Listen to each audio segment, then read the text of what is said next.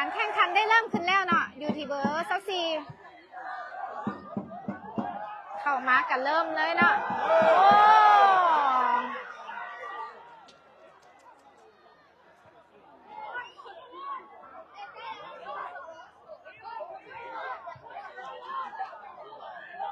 ้ถามมาให้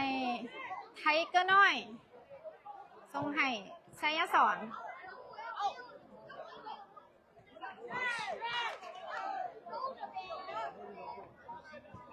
ดือเสือน้อยเขาเนาะ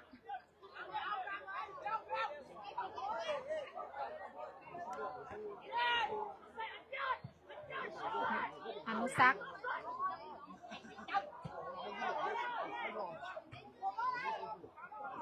เบอร์19โอ้สูงหลายเนาะเบอร์19กองหน้าพระเจ้า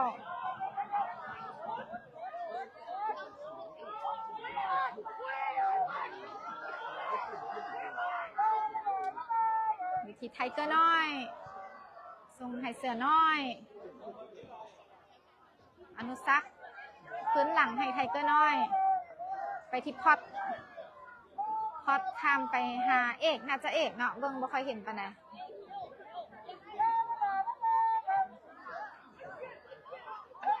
ไทเกอร์น้อยกำลังหาจังหวะกันอยู่เนาะเจ้าตอนนี้เพราะว่าเขาเจ้าก็ถือว่าต้านเกือบหมดเลยเนาะอยู่ทางลุมนี่อยู่ทางฝากเขาเจ้า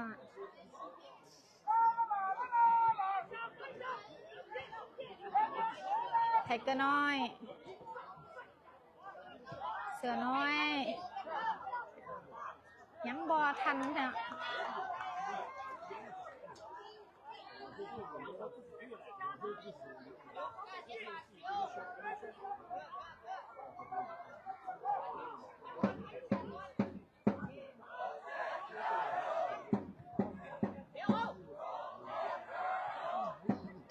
ยังเป็นบัตรของ WAG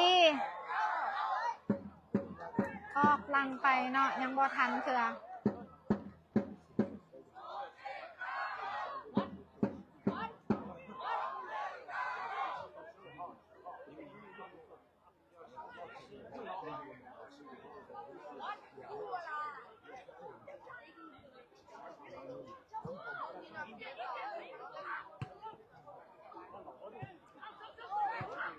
ที่เบอร์10ยังบอพันน้องเขาเนาะโค้ชเสือบอกใจเย็นๆเนาะส่งเสียงเข้าไปในสนาม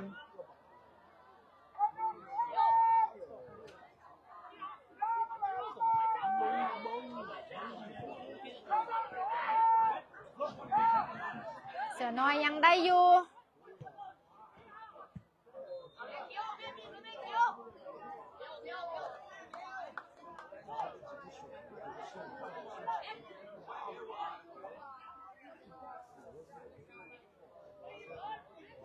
คนอยู่ทั้งข้างแอดไลน์นะเจ้าก็เลย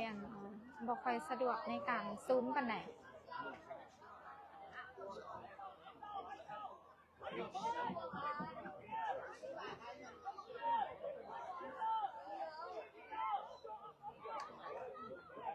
สกอร์ตอนนี้เสมอกันอยู่ที่0-0นะเจ้าเป็นบานเต็มมุมของ WAG โอ้เข้าไปแล้วเนาะ WAG นะคะนำทีมเจ้าภาพไป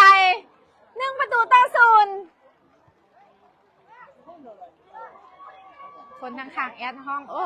เลยเนาะแนมเบื้องหน้าพร้อมเพราะว่าอยู่ทางเทิงนี้แต่แอดเสียอยู่คนเดียวเนาะ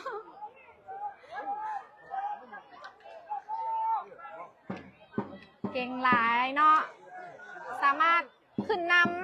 ำทีมเบอร์1จากภาคใต้ชงชิ่งนะเจ้าไปที่1-0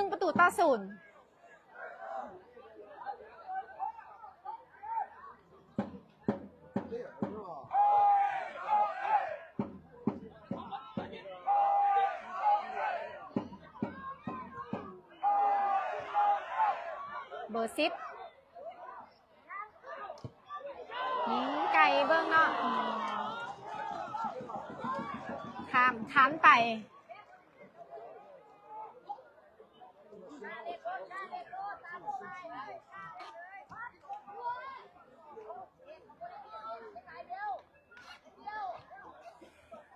อยู่ที่อนุสักษ์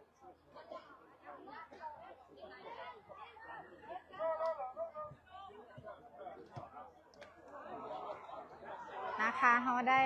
บุ๊กขึ้นไหมเนาะยังบ่พันกล่องหลัง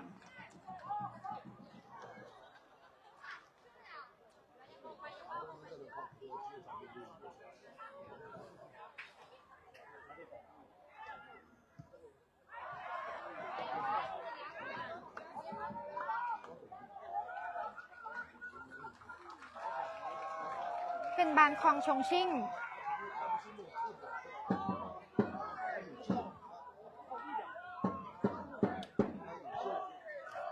ที่น้องอนุสักษ์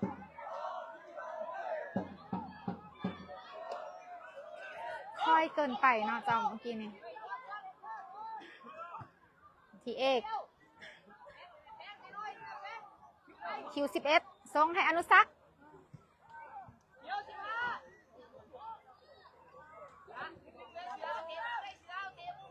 เสือน้อยว่าจังใดเนาะอยู่ที่แฟงเปลี่ยนให้เอกไปที่คิว11ส่งเข้ามายังบอถึงเสือน้อยอนุสักษ์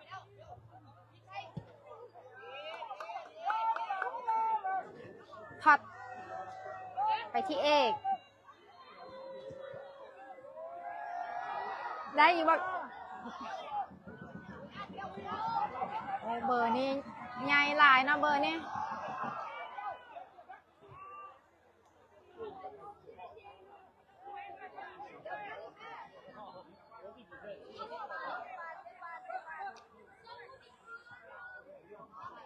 อยู่ที่แฟงส่งมาให้ไทเกอร์น้อย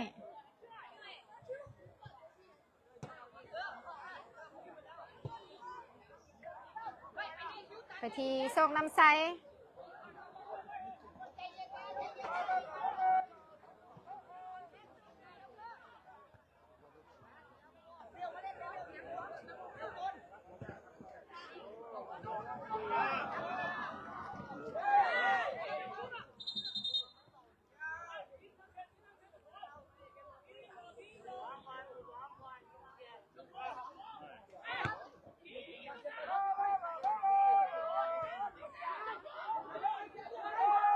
ที่แฟง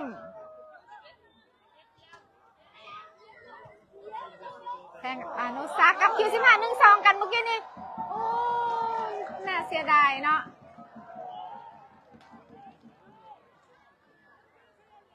เป็นบานเต้มุมของ WIG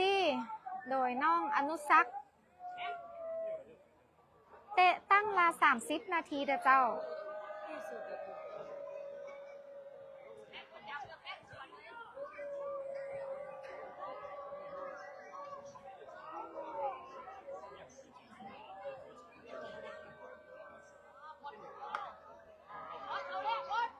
อนุสักษ์ส่งเข้ามามีไผ่ซ้ำอีกบ่คิว11เกือบได้ประตูนะเมื่อกี้นี่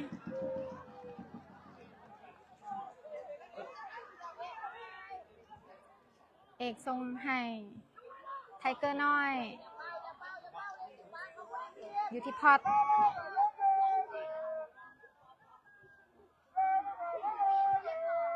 อนุสักษ์เขาซ้ำเอิกผูกกล่องหน้าเบอร์23ข้าเจ้าเลยเนาะไทเกอร์น้อยยังได้อยู่คิว15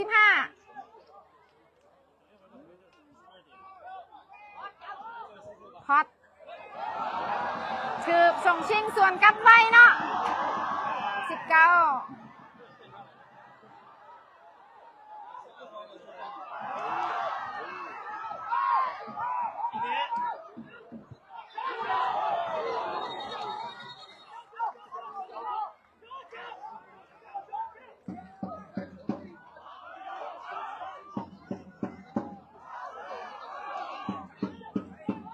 เป็นบานเตะมุมของฉงชิ่ง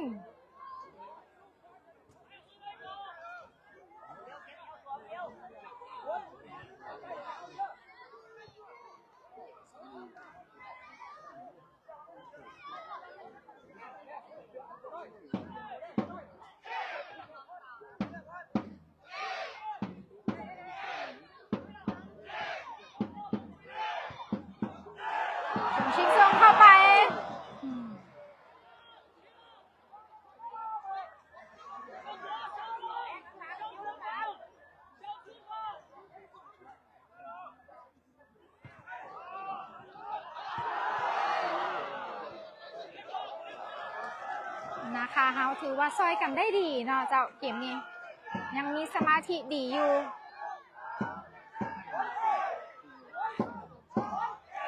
เป็นบานเตะมุมของชงชิ่งอีกเท่านึง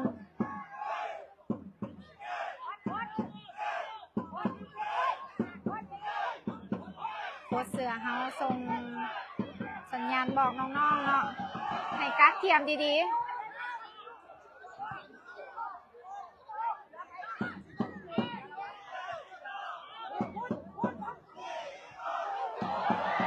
ออกลังไปเนาะเจ้า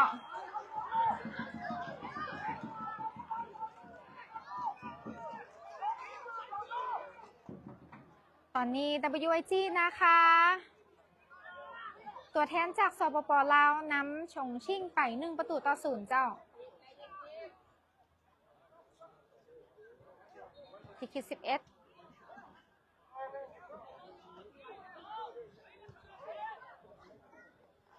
กลับมาทีน้องอนุสัก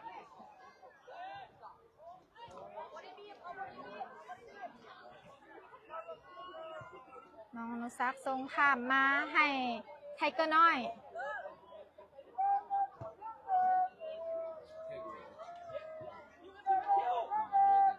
ทีเอกคิว11ผ่านมาให้คิว15สปีดฟาวนะเจ้า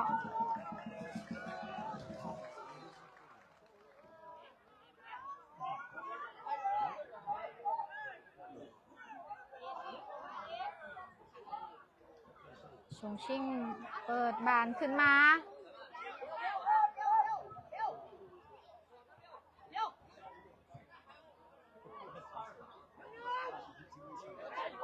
คิว11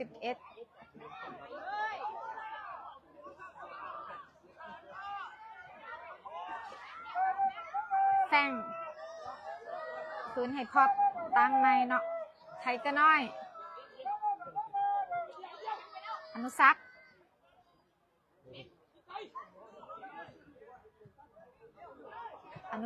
ส่งให้คิว15เกือบนะเจ้าเกือบได้จบสกอร์ได้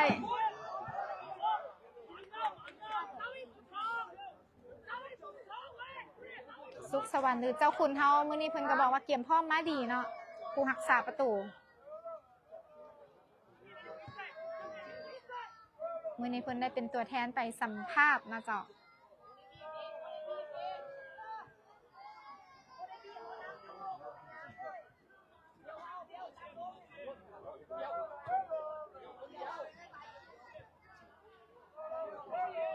ขับมาค่ะเฮาหาจังหวะเข้าไปใหม่เนาะอยู่ที่เอก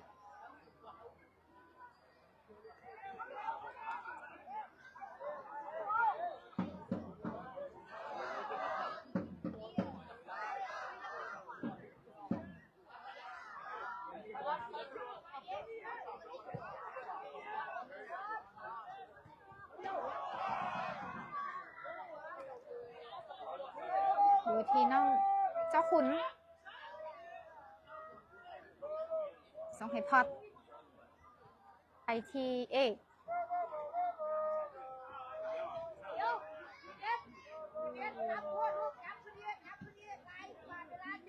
ต่างฝ่ายต่างหาจังหวะเนาะเจ้าทับนะคะแมนหาจังหวะที่จะจบสกอร์ให้ได้ส่วนชงชิ่งแมนหาจังหวะจะส่วนกลับไว้เนาะ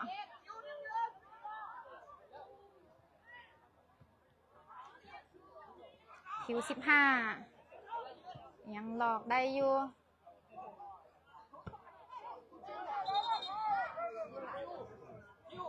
มันมาเป็นบานของชงชิ่ง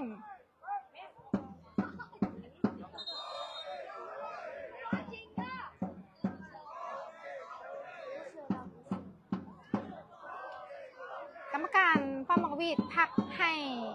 ดื่มน้ำนะเจ้า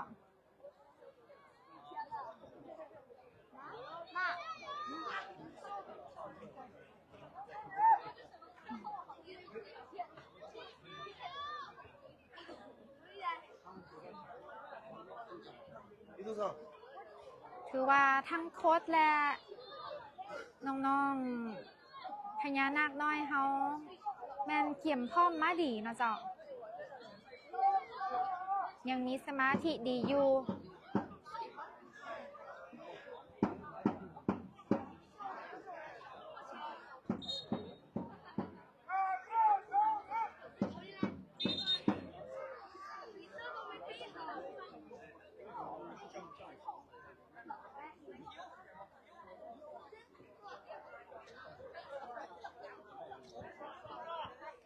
กรรมการเป่าเอิ้นแล้วเนาะเพิ่นบ่ปล่อยเวลาให้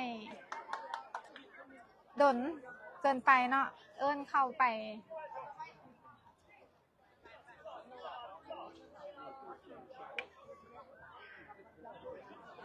เอามาเบิ่งเบอร์19สูงกว่ากรรมการอีกเนาะแอดน่าจะอยู่บ่ฮอดซ้ำ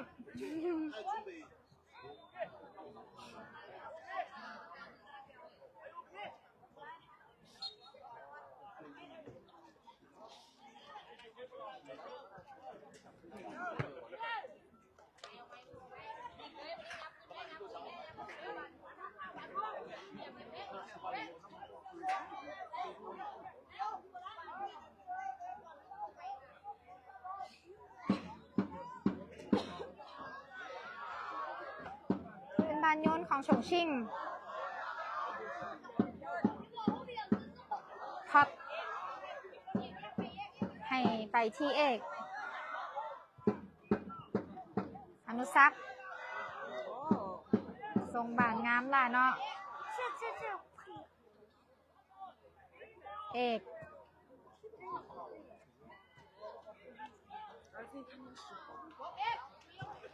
ลองยิงไก่เบิ่งขามค้านไปเนาะเจ้า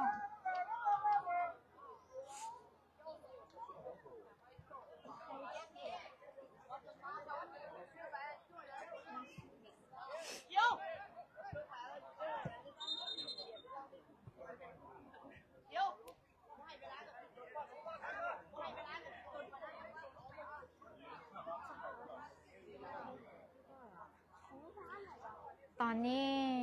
WIG นะคะตัวแทนจากสปป.ลาวเฮานำฉงชิ่งไป1-0เจ้าในตั้งที่1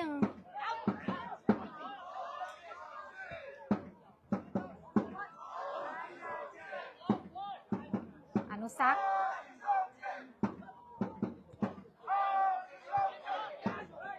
ที่พอดอยู่ที่เอกส่งให้ไทยก็น้อยคิว15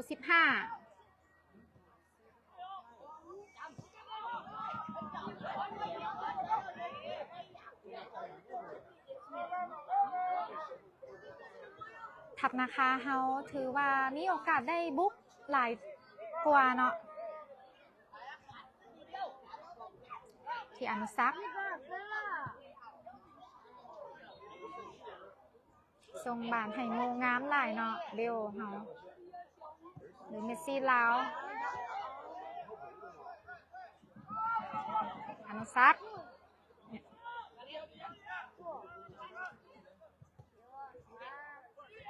ไทยกันน้อย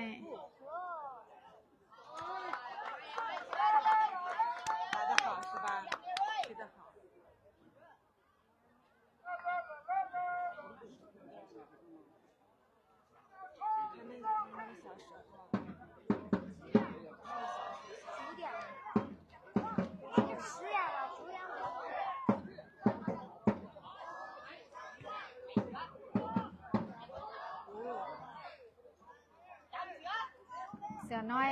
พยายามจับเบอร์19แต่เอาโบยูเนาะน้ำส่วนขึ้นมายางไปสิบขึ้นหลังงามหลายเนาะอนุสักษ์หลอกบะโอ้ยบอพันเบอร์24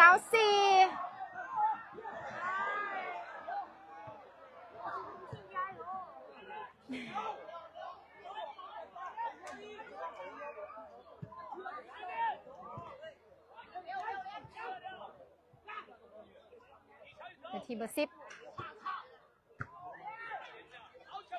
ออกข้างไปเนาะเจ้า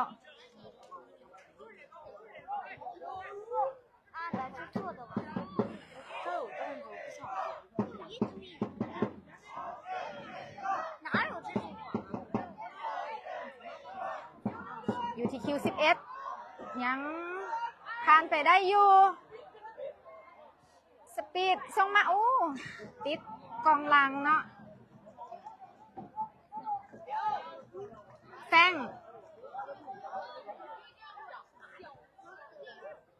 1-2กับคิว15อนุซักคืนให้ไทเกอร์น้อยตั้งไม่พอดไปที่เอก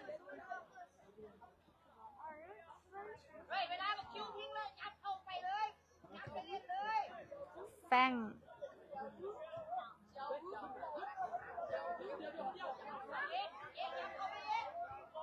อนุซักข้ามไปให้เอก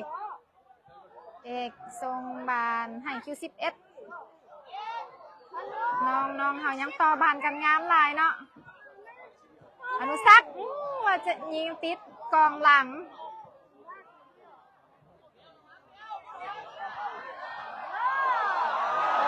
เสียเปลี่ยนเลยเนาะแบบนี้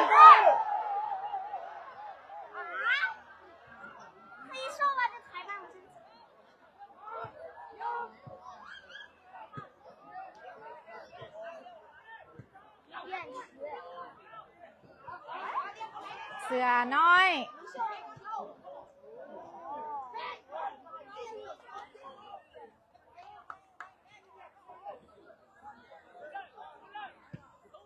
น้อยพริกขี้หนูอีหลีเนาะเฮา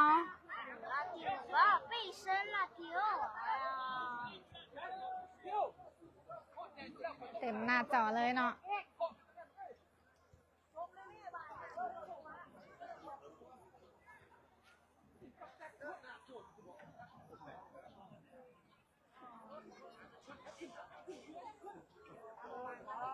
อยู่ที่ไทเกอร์น้อย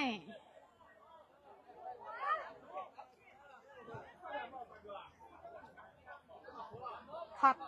ทรงให้เอก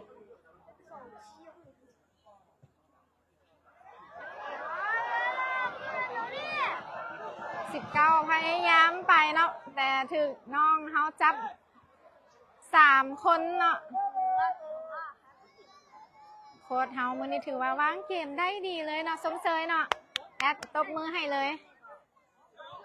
น้องๆเฮาถือว่าลิ้นตามเกมเนาะตามแผนนะเจ้าขอโทษหลาย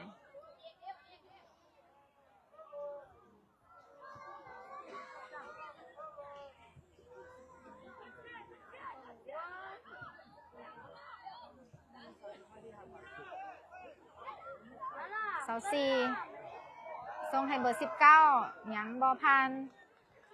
น้องพอดเฮาเนาะ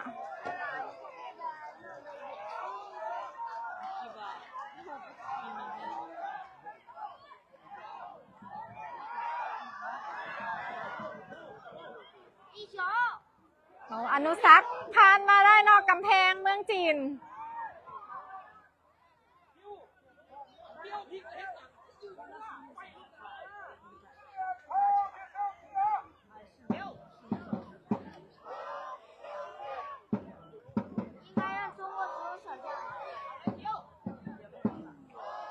ยังเป็นบันของชงชิ่ง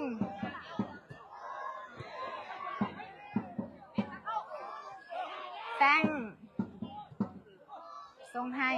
เสือน้อยเป็นบานเต้มุมของ WIG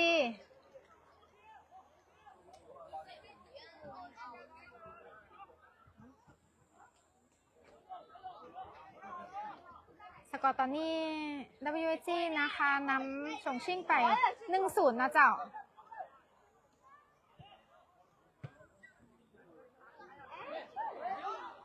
คิว11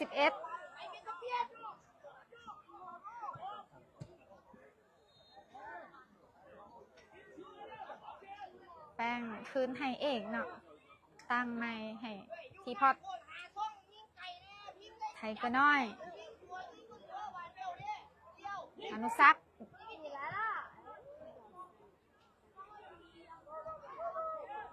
อกแป้ง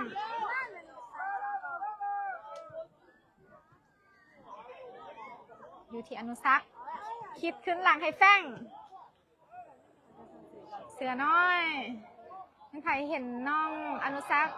ลอกบานนี่อู้รถเนาะอยู่ข้างๆแอด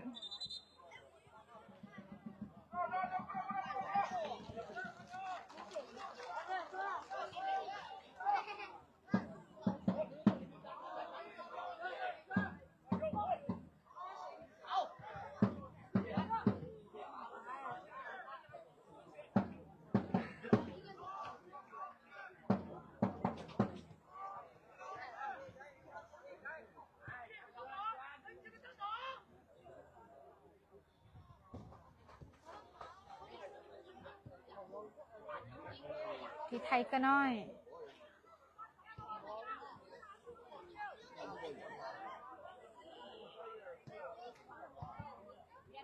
ไปที่พอดเอกอนุสักษ์ยิงไก่ข้ามข้ามไปเนาะเจ้า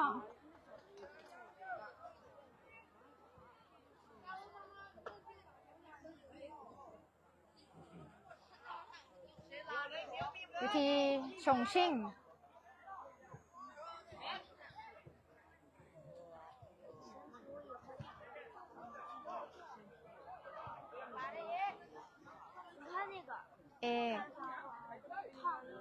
ของหลังเฮายังเหนียวแน่นนะเจ้าไทเกอร์น้อยอนุสักษ์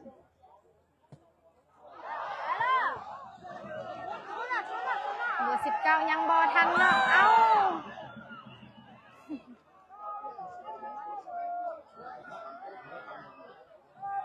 เบอร์19บุกขึ้นมาเท่าไหร่นี้มันตื่นหยุบบันนึงเนาะ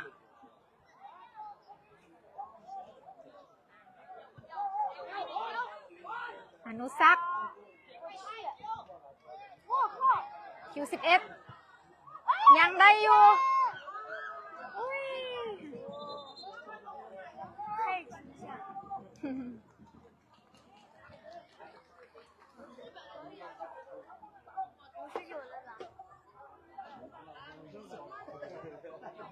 สกอร์ตอนนี้ WIG นะคะตัวแทนจากสปป.ลาวน้ำไปที่1-0เจ้า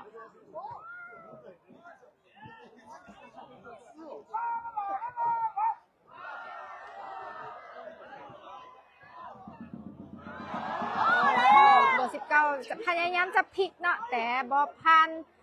พญานาคน้อย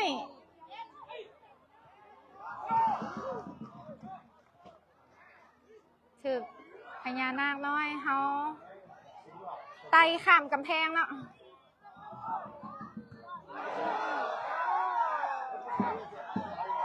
ส่วนขึ้นมาใหม่เบอร์19ออกลังไปเนาะเจ้า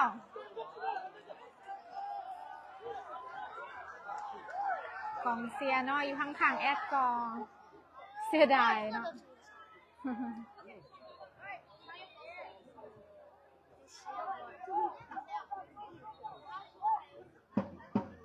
ไทเกอร์น้อย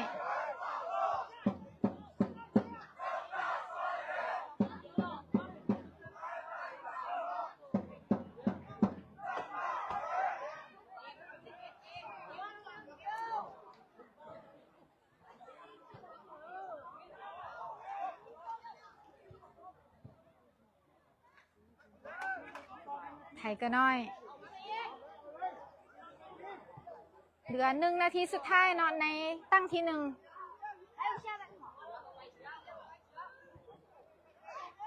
คือ15พลิกได้เข้าไปแล้วเนาะเข้ามุมเลย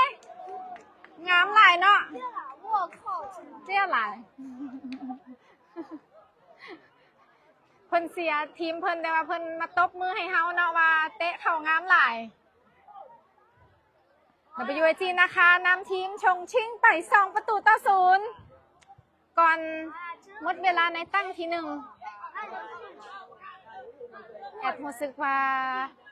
นัดในรอบ16ทีมนี่มีพลังงานอีหยังบางอย่างนะเจ้าที่น้องๆส่งมาให้แอดเชื่อว่าผู้ชมทางบ้านก็จะรู้สึกไปกับแอดเช่นเดียวกันเนาะหมดเวลาในตั้งทีหนึ่ง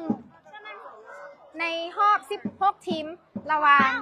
WIG นะคะ ตัวแทนจากสปป.ลาวพบกับทีมฉงชิ่งชูซินจากสป.จีนถึงเขาจะนำไป2-0แต่ว่าก็ถือว่ายังประมาทบ่ได้เนาะเจ้าเพราะทีมฉงชิ่งนี้เป็นเบอร์หนึ่งของเมืองค่ะเจ้าเลยเนาะเจ้า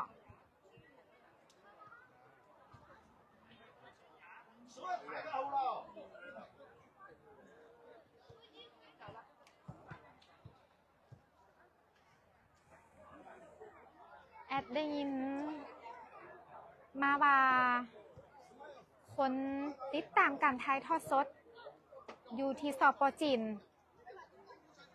ทั้งหมด500,000 ปลายคนนะเจ้าในมือนี้ในนัดนี้นะเจ้ารู้สึกประทับใจดีใจแทนน้องๆทุกคนนะเจ้ารวมถึงทานเลี้ยงไส้วิไลกุลเนาะประธานสโมสรวิไลกุลนะคะหรือ WIG นะคะพร้อมด้วยคณะครูฝึกและสตาฟทุกคนนะเจ้า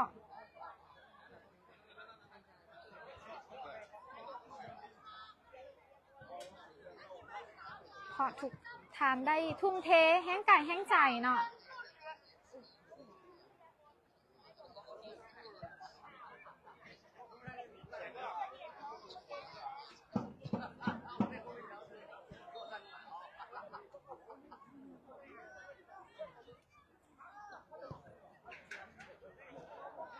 ระหว่างที่ล้อท่าเข้าสู่ตั้งที่2แอดขอแสดงความขอบใจมายังการนำภาครัฐที่ให้การสนับสนุนทางด้านต่างๆเนาะเจ้าบ่ว่าจะเป็นทางด้านเอกสารการขอวีซ่าเนาะและได้ส่งกำลังใจ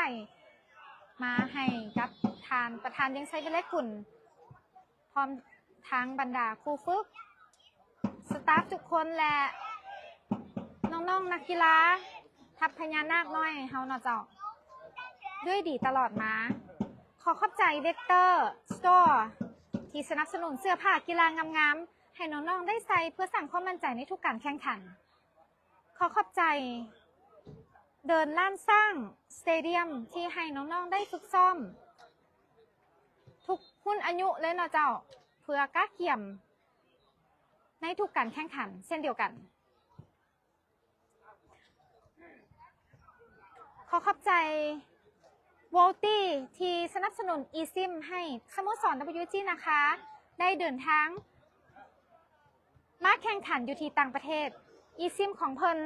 สามารถนำใช้ได้ทั่วโลกเลยนะเจ้าการติดตั้งก็ง่ายดายนะเจ้าเพียงแต่เข้าไปที่เซลลูล่าสแกน QR code เฮ็ดตามขั้นตอนที่เพิ่นแนะนำอยู่ในหน้าจอนะเจ้าหลังจากติดตั้งแล้วกดเข้าไปที่ Data Roaming เปิด Data Roaming และก็สามารถนำใช้ได้เลยนะเจ้าใครมีแผนจะเดินทางไปเที่ยวต่างประเทศสามารถติดต่อหาเพิ่นได้เด้อขอขอบใจนมโฟโมสที่สนับสนุน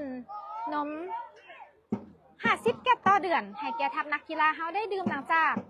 ซ้อมแล้วนะเจ้าขอขอบใจนมน้ำสนอขอโทษขออภัยน้ำดื่มกากวางจากบริคัมไซนะเจ้าที่ได้สนับสนุนน้ำดื่ม100 แก้วต่อเดือนให้แก่สโมสรของพวกเราและการแข่งขันที่ผ่านมานะเจ้าต้องขอขอบใจทานบ๊อบแฮนสันและมาดามสวนพร้อมด้วยครอบครัวได้สนับสนุนปียนต์ไปกับเวียงจันทน์เซียงไฮ้เวียงจันทน์เป็นจำนวนเงิน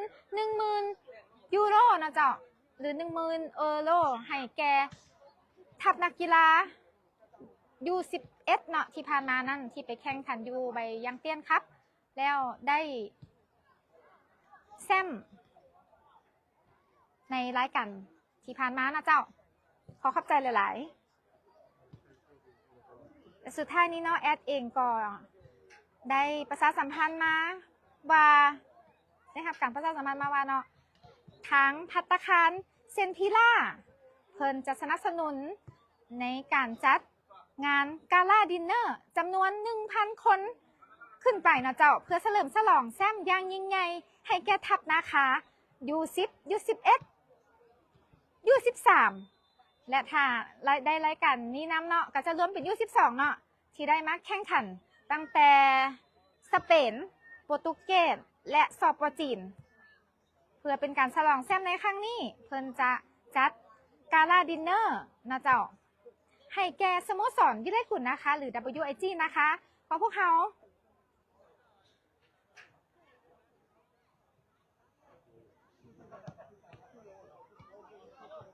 จุดประสงค์ก็เพื่ออยากให้มีการสนับสนุนเข้าสโมสรเฮานะเจ้าเพื่อการพัฒนานักกีฬาอย่างบ่หยุดยั้งและเพื่อต่อยอดให้สโมสรได้เข้าร่วมการแข่งขันบานเตะเยาวชนระดับนานาชาติต่อไปเจ้าส่วนมือและวันเวลาแมนแอดจะแจ้งให้ภายหลังเด้อเจ้าต้องขอแสดงความขอบใจเป็นอย่างสูงนะเจ้ามายังภัตตาคารเซนทิล่าหลายๆเจ้าปีกายนี้เพื่อนเองก็ได้จัดงานเฉลิมฉลองแซมตอนอยู่ที่ว่าได้แซมโปรตุเกสไอเบอร์คัพแซมโลกกลับมานะเจ้าจำนวน400 คนซึ่งปีนี้ถือว่ายิ่งใหญ่หลายนะเจ้าเพราะว่าเฮาได้3แซมแล้วนะเจ้าตอนนี้ลักกี้นั่งลูกนั่งเป็นกำลังใจให้เลย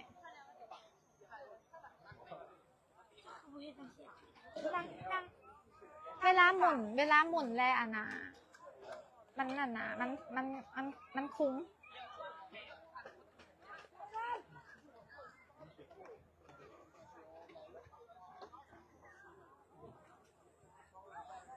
ว้าวจังไรไปบนบลิง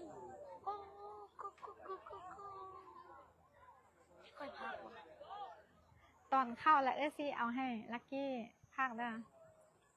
เขาลึกได้เลยกับภาคเกมโดย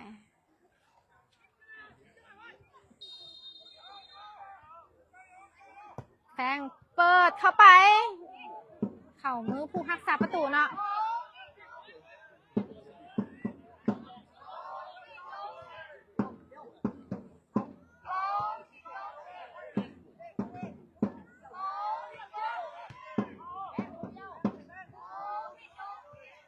ที่แซงให้กับน้องอนุสัก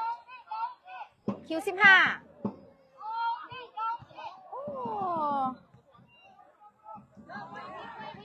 ผู้รักษาประตูยังป้องกันไม่ได้อยู่เนาะทีเอก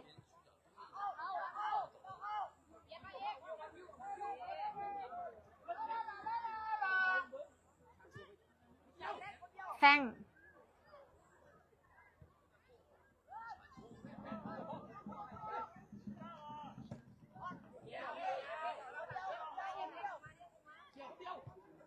เอกติดเบอร์24ของชงชิ่งเนาะ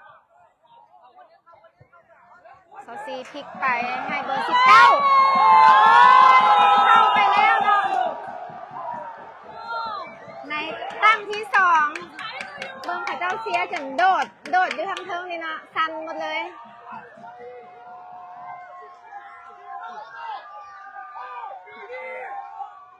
ชงชิ่งนำมาเป็น2-1นะเจ้า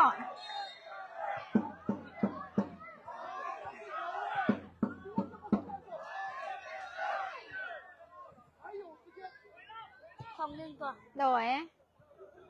ลักกี้จื้อสกอร์ให้เด้อตอนนี้สกอร์2-1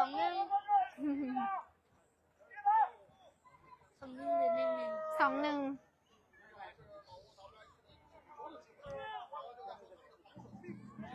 เป็นบานเตะมุมของ WIG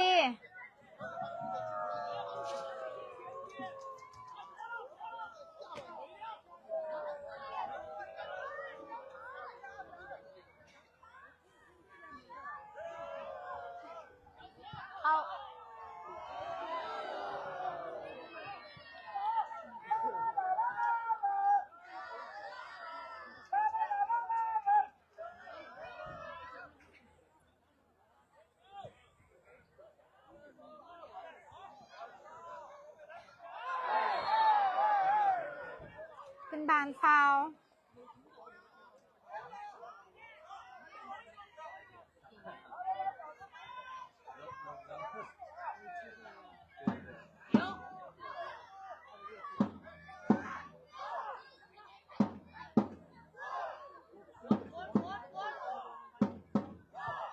ชงชิงส่งเข้าไปยังบอผ่านกองหลัง WG ที่บเก้า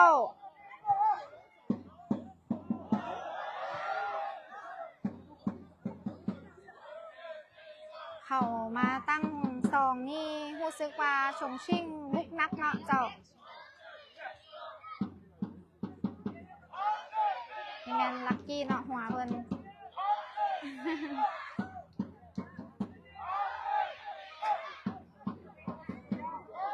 เอกคิว15สปีดได้บองกรรมการ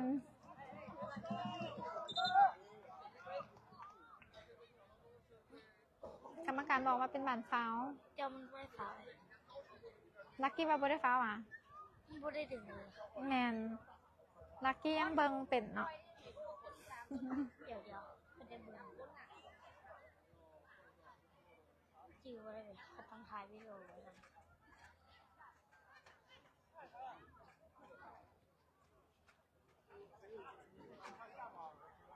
เพื่อเป็นหลักฐานเพื่อเป็นหลักฐานเพื่อนวะ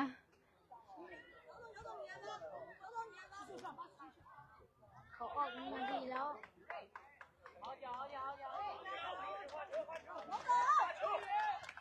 เบอร์ยังได้ออกมาลักกี้โอ้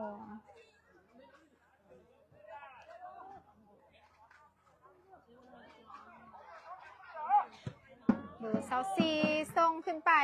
ยังบอผ่านแซงเบอร์5ได้บาน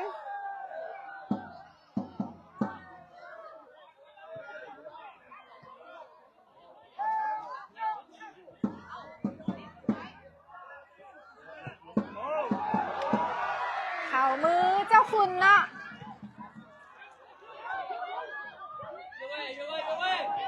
คิว15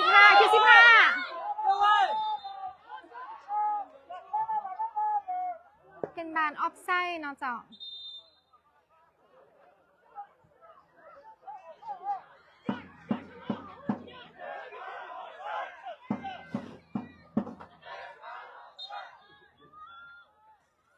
ลักกี้ทายแล้วรีเพย์เองเนาะ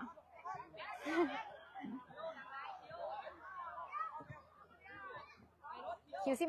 15ยังบอพันวิธีเบอร์8บอพันไทเกอร์น้อยเบอร์9เข่ามือคุณไปบริลัมยกมือทีนี่มันบบริลัม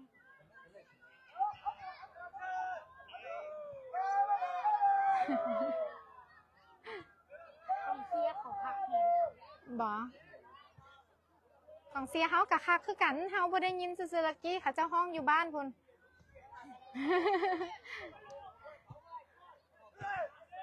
อยู่ทีเอกคิว11อย่างนี้เดี๋ยว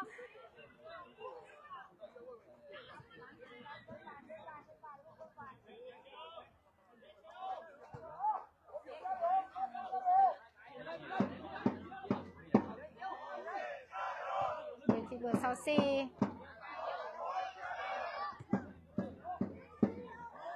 บุพานพอดเฮาอนุสักทรงให้เอกเสือน้อยเนาะเจ้าเข่ามือผูหักษาประตูเบอร์9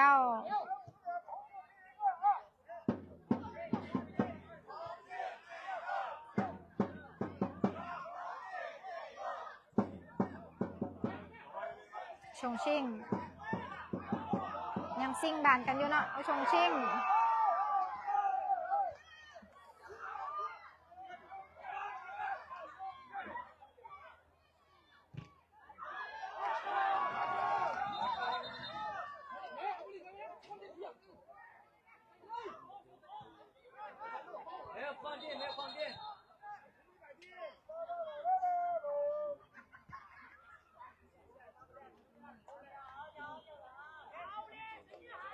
ยายามจะส่งกลับไปกรรมการเป่าสำเนาเมื่อกี้นี้เอก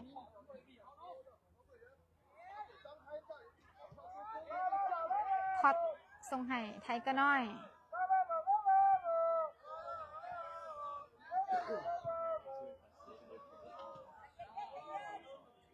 เอกคิว15กลับมาทีพอดส่งคำไปให้ไทยก็น้อย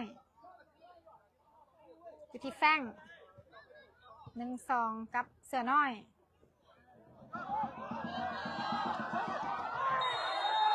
เอาเริ่มเองมันไม่ได้มาลักกี้น้องเลนมาผู้เดียว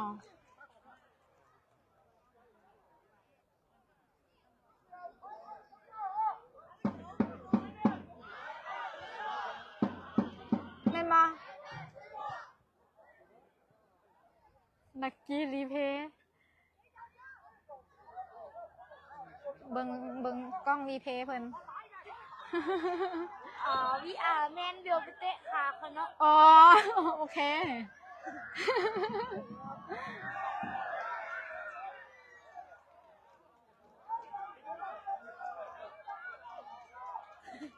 ตอนนี้ WAG นะคะ ขึ้นนำชงชิ่งไป2-1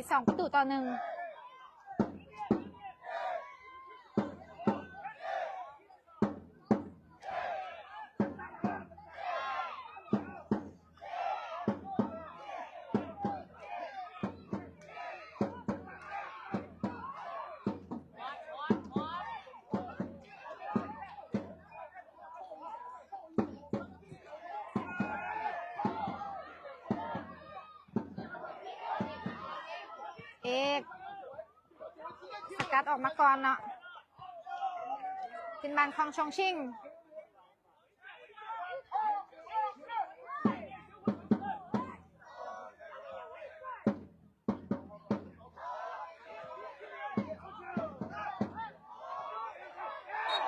โอ้ย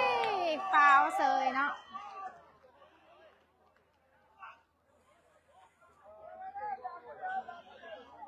เป็นลูกที่อันตรายหลายเนาะลูกนี้เบอร์19มาได้ลูกฟิกคิก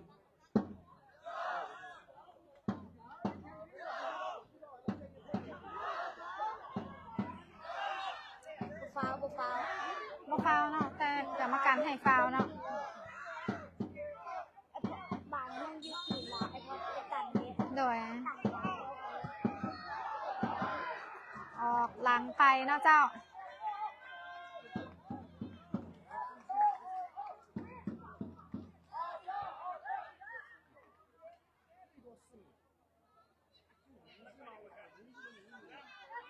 สกอร์ตอนนี้ WAG นะคะ ตัวแทนจากสปป.ลาวนำทีมเจ้าภาพจากชงชิ่งไป2-1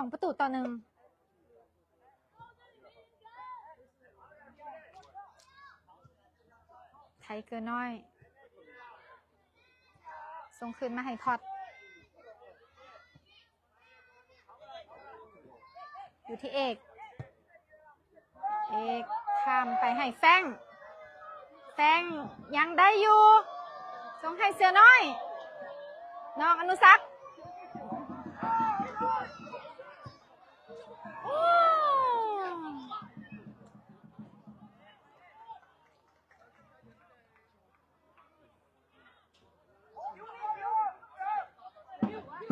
นาคาน้อยเขาจะโซพลังบินข้ามกำแพงเมืองจีนไปได้บ่คิว15โอ้ยังน่าเสียดายนะเจ้า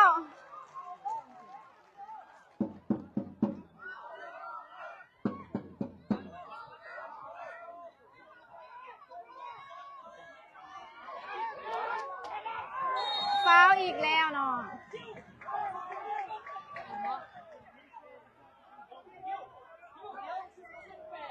ลูกคิว15ฟาวเลย ฮะ ลูกคิว15ฟาว โดยแมนบอแต่กรรมการบอให้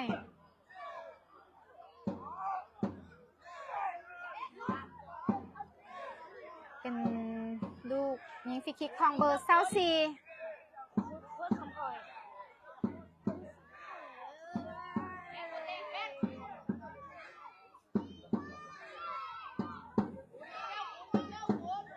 ส่งพลังให้น้องเจ้าคุณเนาะโอเคเก่งหลายชมเชยคิว11เอก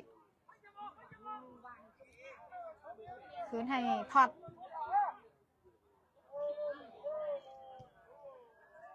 สกอร์ตอนนี้ WG นะคะนำชงชิ่งไป2-1เจ้า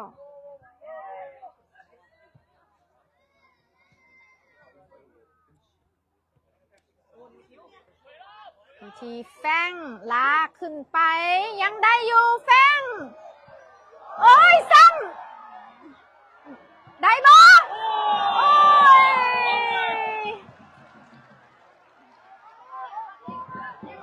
เกือบเป็นประตูที่ตัวที่3นะเมื่อกี้นี้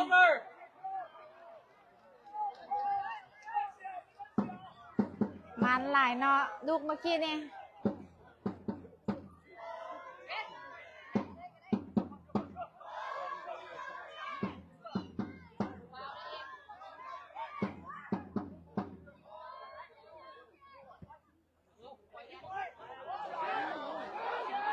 คิว15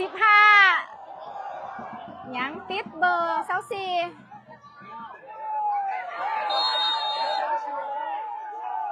อย่าเลย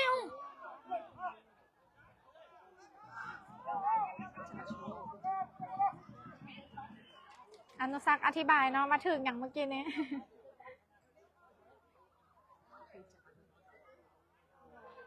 แต่เป็นบ้านฟาวของ WG เบอร์24จะเป็นผู้เปิดบ้านเบอร์14เนาะ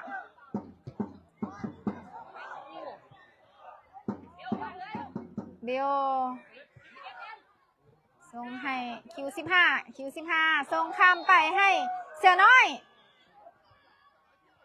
ยหาจังหวะยังบ่พันกองหลัง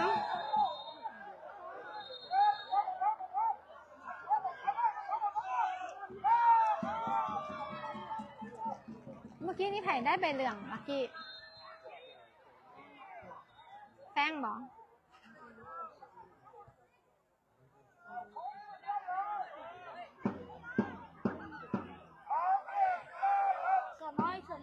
เสือน้อยเนาะโอเคขอบใจลักกี้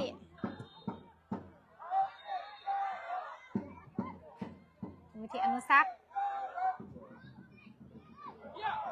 เคลียร์ได้อยู่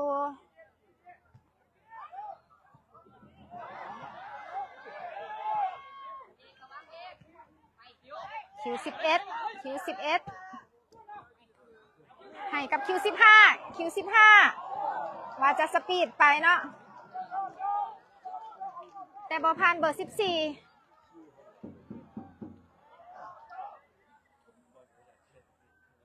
คนนี้โคตรมันเลยเนาะยังจักนาทีลักกี้เช็คดูบริตังเช็คทั้งลุมเช็คกับคนทั้งลุม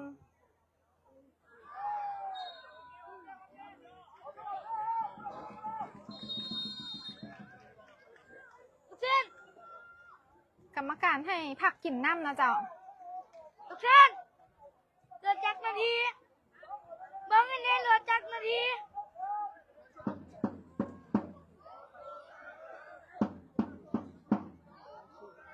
อังเปา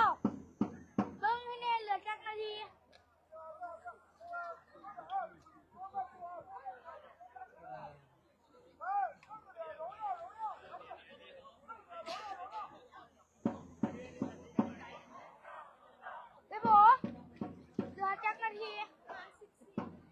เหลือ14นาทีเนาะเดี๋ยวตั้งแล้ว30โอ้ด้วย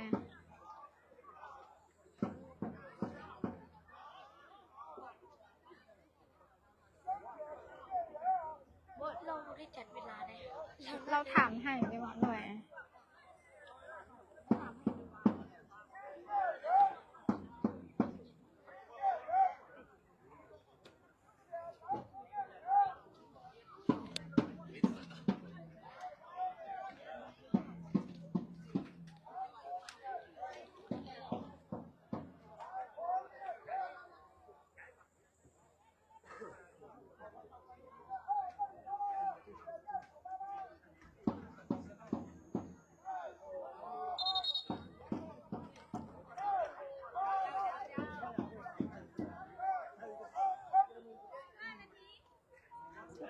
โดยเข้าใจยังเหลืออีก15 นาทีเท่านั้นนะเจ้า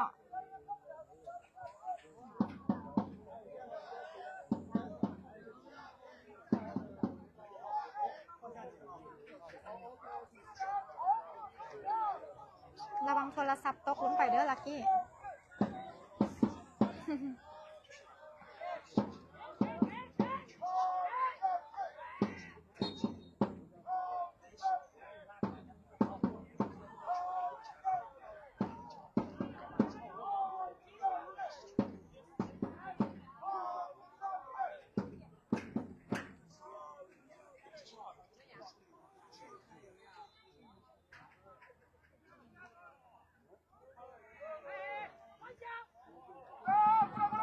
เกม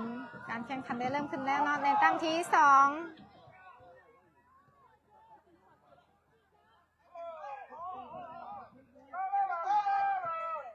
พอดส่งมาให้เอกอนุสักษ์อาจจะส่งให้แฟงติดเบอร์14เนาะเอก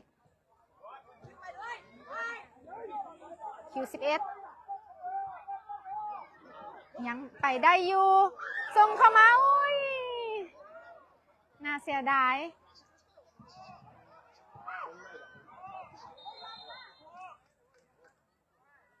เป็นบานล่ำหน้า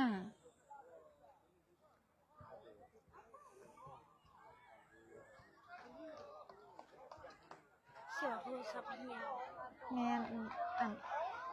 เอาว่าเอาใส่อันนั้นก่อนก็ได้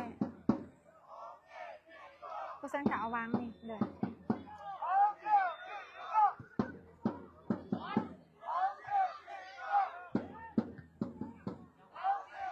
หานุซักแซงมาให้กับ Q11 ลากขึ้นมามีใครได้บอกยังติดเบอร์9บ่เนาะ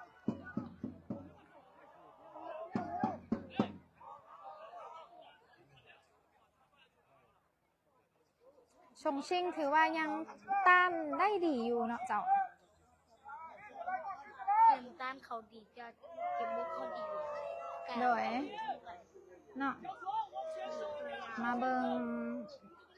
บานเตะมุมของน้องอนุสักษ์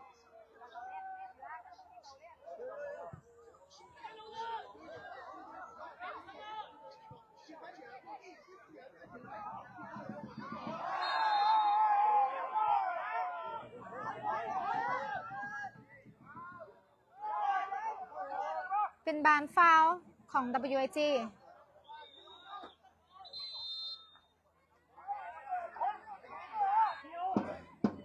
WIG เขามีการเปลี่ยนโตเอาน้องอนุสักษ์เข้ามาออกกับ ไทเกิลกับเสือน้อยเข้ามาเอาออกมา ให้เอาเป้าเข้าไปกับสายฟ้าเนาะจุนให้แน่จุนกันในตอนนี้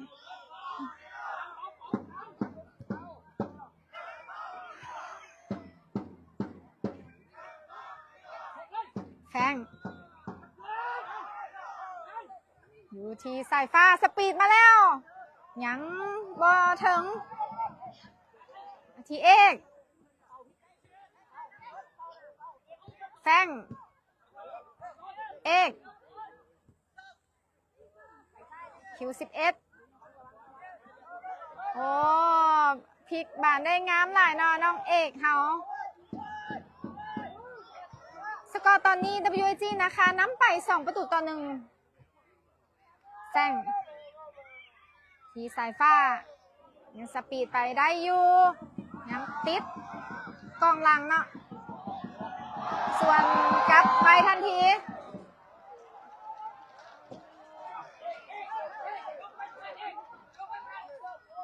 พอดเฮาสกัดออกไปได้เนาะ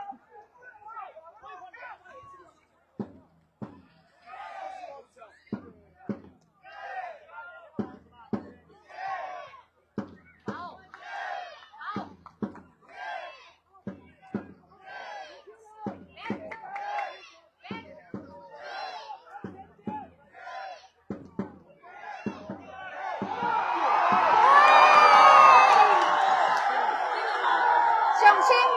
ตีเสมอมาอยู่ที่2-2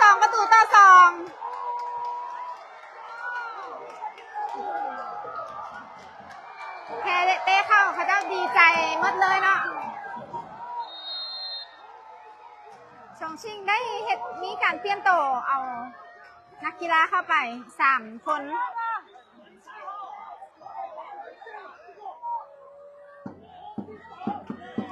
เป็นเกมที่สูสีและดูเดือดหลายเนาะเจ้าเกมนี้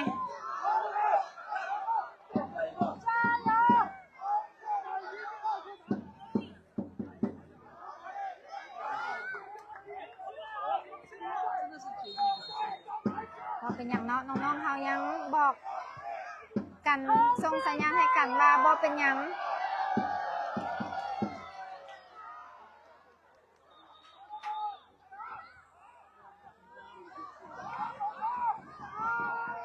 เจอสายฟ้าเฮาสปีดแทนมาได้4 คนโอ้ยเข่ามือผู้รักษาประตูน้องๆเขาบ่ยอมอยู่แล้วเนาะยังบ่พาเบอร์20ส่งไป77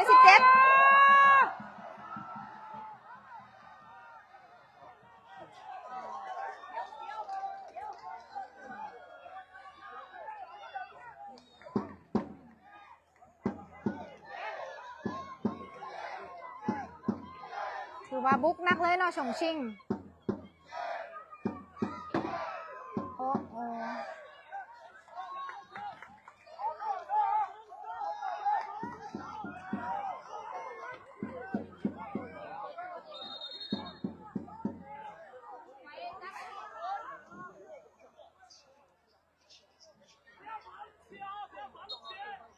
ขุนต้องตั้งให้ไหมเมื่อกี้นี่ก็ตั้งเลยเนาะดินบานไว้แล้วบีดดังรอด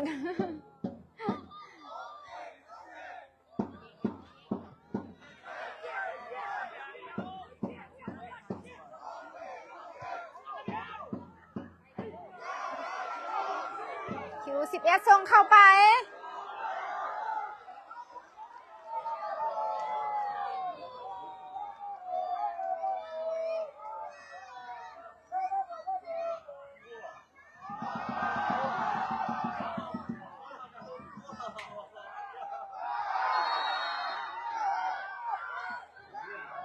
เป็นบานฟ้าวของ WIG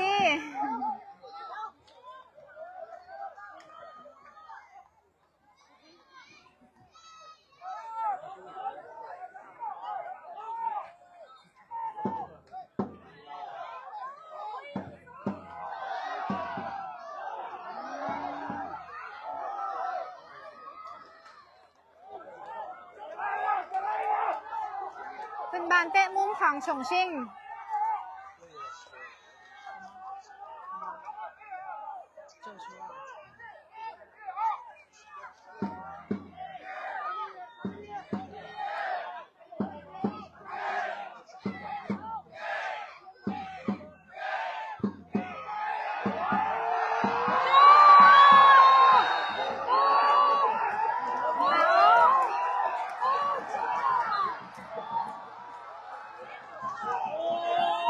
นี่อย่างเนาะ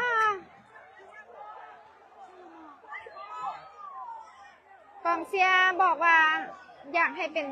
บานฟาวเนาะทั้งที่น้องเจ้าขุนก็ถึกต่ำนะเมื่อกี้นี้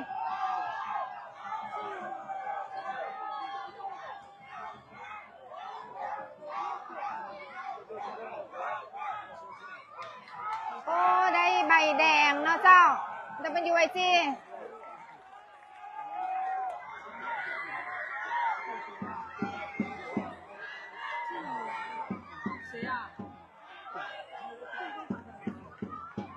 ไทยตัวน้อยได้ใบแดงเนาะคนเขาแห้งหน่อยอยู่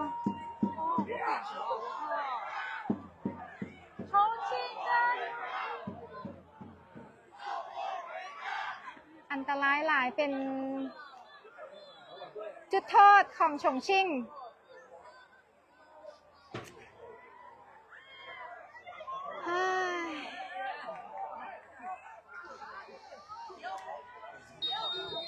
บ่อยากบอกกล้าเบิ่งเนาะรับตาก่อน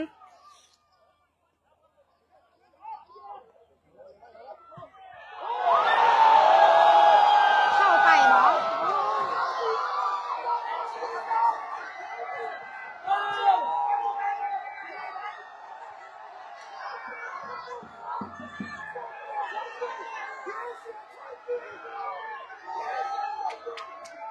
ได้จุดโทษป่านนั้นเนาะขอให้น้องๆเขามีสมาธิกลับมาใหม่เนาะถึงจะถึงน้ำไป3-2อย่าเฝ้าเสียกำลังใจเพื่อเนาะ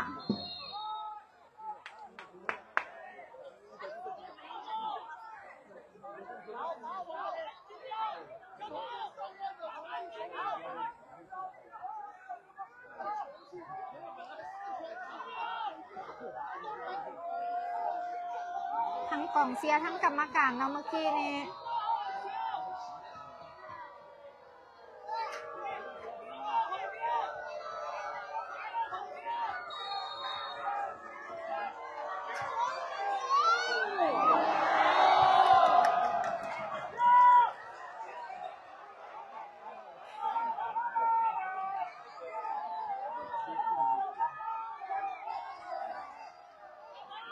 ตอนนี้ WIG นะคะถูกนำไป3-2โดยชงชิ่งเนาะคนได้ยิงจุดโทษเมื่อกี้นี่อุ้ย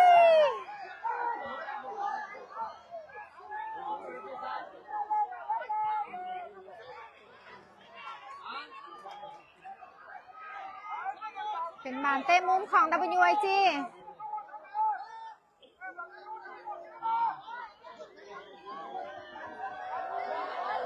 โทรเข้ามาตลอดเลยเนาะบ่เข้าใจแข่งเฮ็ดให้น้องเสียสมาธิ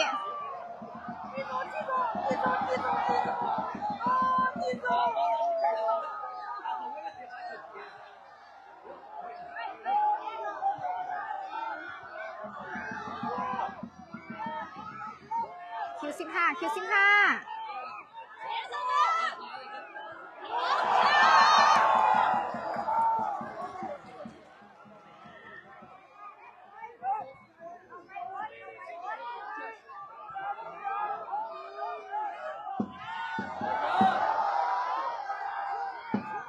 ของเสียค่ะเจ้ากับพยายามเสียให้เวลาหมดไวๆเนาะ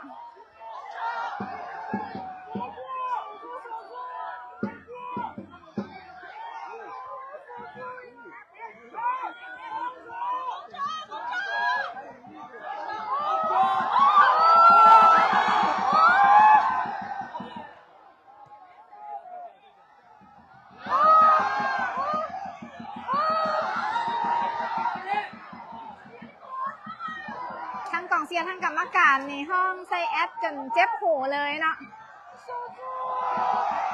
ผู้ภาคกับบ่มีสมาธิแหละ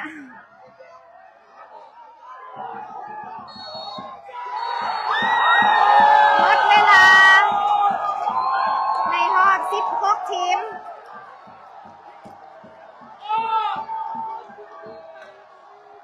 ชงชิ่งดังเลยเนาะจากที่เอาชนะ WIG ไปคนเบิ่งว่าต่ำกว่า500,000 ถึง 600,000 คนในไทยทอดสดที่สปจีนย้อนเอาชนะ WIG ไปได้เนาะ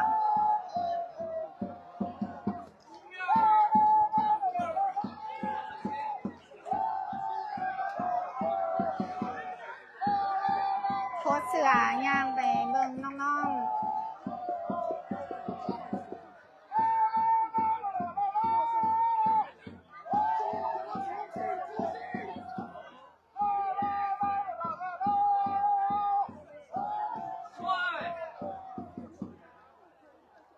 ว่าเป็นยังเนาะเจ้า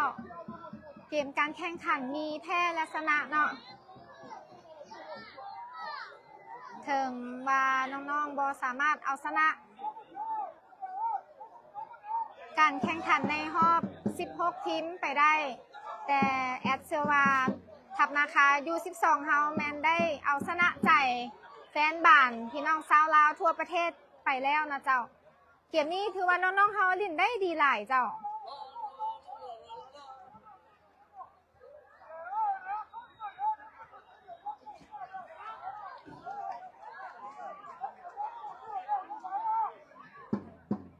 น้องๆเขาต้องพบกับความกดดันหลายอย่างเนาะในเกมนี้เจ้าบ่ว่าจะเป็น การลิ่นของคู่ต่อสู้รวมถึงเสียงเชียร์ที่ห้องคมเข้ามาโฮเข้ามาตลอดเวลาเลยเนาะเจ้าอาจจะเฮ็ดให้เสียสมาธิแต่น้องๆเฮาลิ่นได้ดีหลายมื้อนี้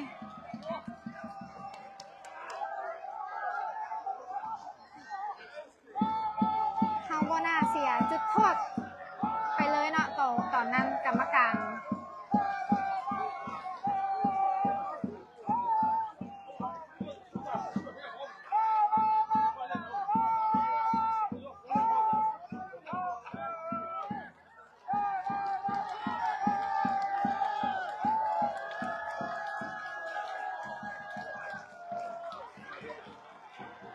อีตนน้องๆ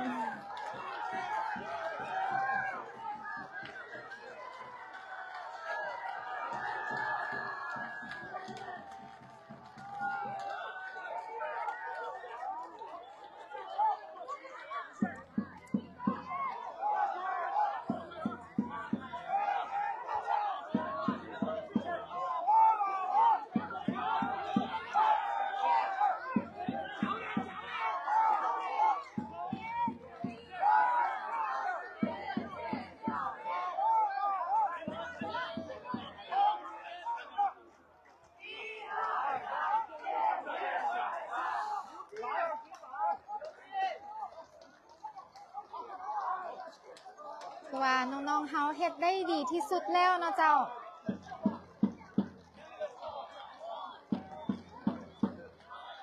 เสียดายที่เสียจุดโทษเนาะน้องเฮา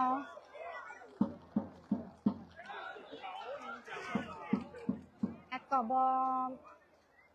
ฮู้จะเว้าหยังคือกันเนาะตอนนี้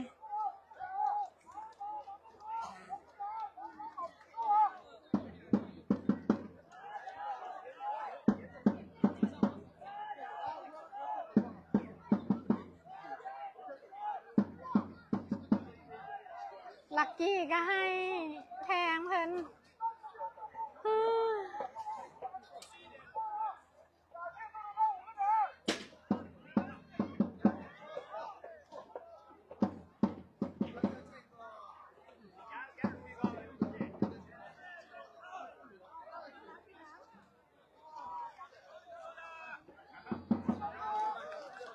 เดี๋ยวแอดพาทุกคนไปให้กำลังใจน้องๆอยู่ทั้งลุมเนาะกับ FC ด้านข้างก็ยังตบมือให้กำลังใจน้องๆเนาะว่าลิ่นได้ดีหลายเนาะ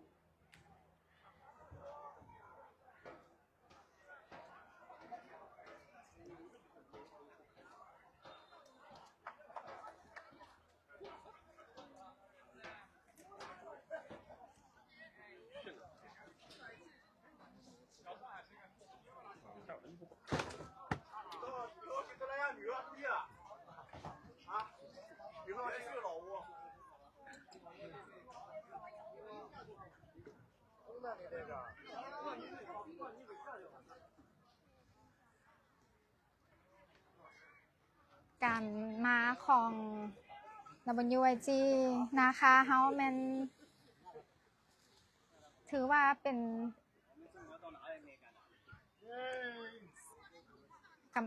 หมายถึง FC ก็ยังบ่กลับเนาะเจ้าเพราะว่าหลายคนก็ยังรอท่าให้กำลังใจน้องๆอยู่ด้านนอกเนาะเจ้าเพราะว่าคนที่เข้ามาเบิ่งถ่ายทอดสดแม่นฮู้ว่ามาเตะกับ WYG แล้วมื้อนี้บ่ต่ำกว่า500,000 คนเจ้าอยู่ในการถ่ายทอดสดที่สป.จีนโค้ชเฮาก็บ่มีคำเว้าเช่นเดียวกันเนาะ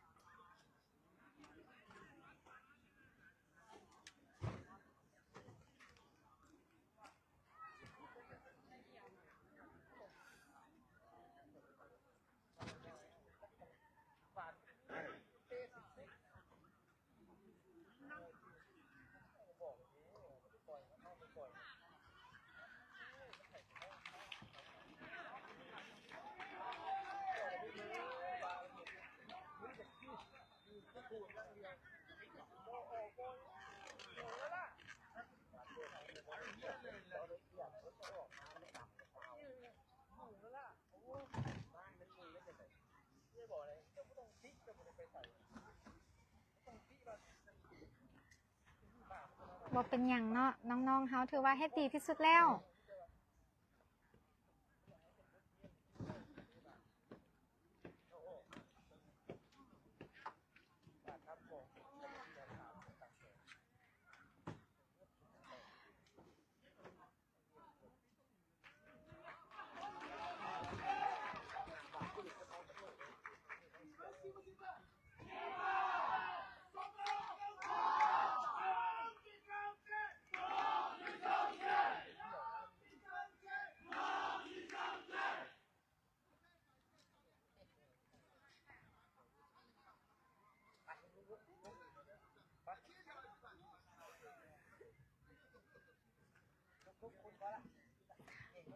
แต่ละนัดจะบ่มีคนมาอันนั้นหลายปานนี้เนาะเพราะว่าเป็นไผ